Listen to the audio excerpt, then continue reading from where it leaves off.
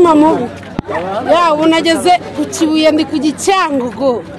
ya nizere ko ibintu ari wanene ya ndi kumwe n'abanyeshuri ndi kumwe n'abantu benshi cyane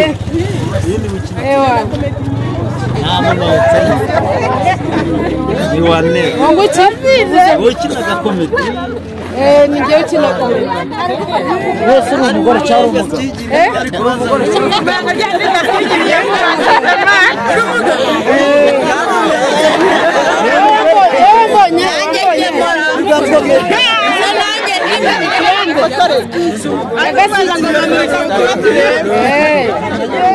nabakunda rero cyane mwese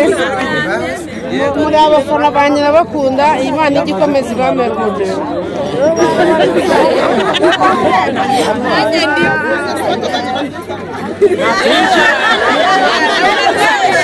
ndaryoshye cyane ni wanene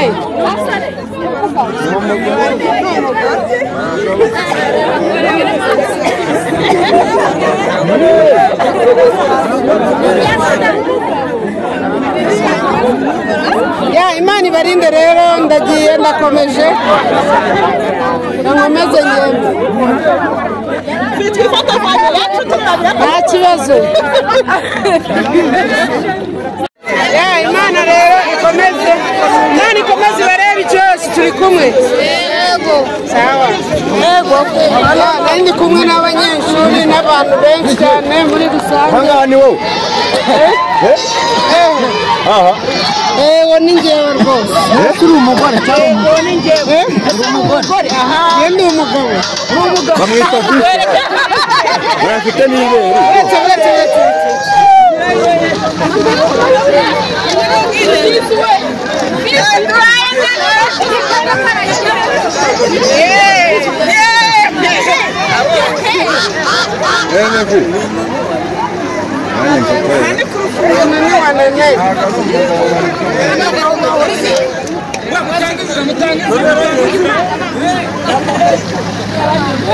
yangi Cyangugu ngiye Nyamasheke ngiye ubu ngubu ndi muri iyi modoka muri kureba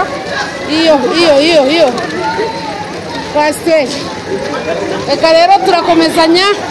mu rugendo rwanjye nakomeza mbereke Imana ikomeze ibandebere icyoroshye kandi mukomeze mukore subscribe kuri Fizz TV mukore share mukore na comment Imana ibandebere icyoroshye murabizi ndabakunda cyane ya hanyuma mwibuke no kumfollowinga kuri TikTok yanjye yitwa Fizz TV murakoze cyane.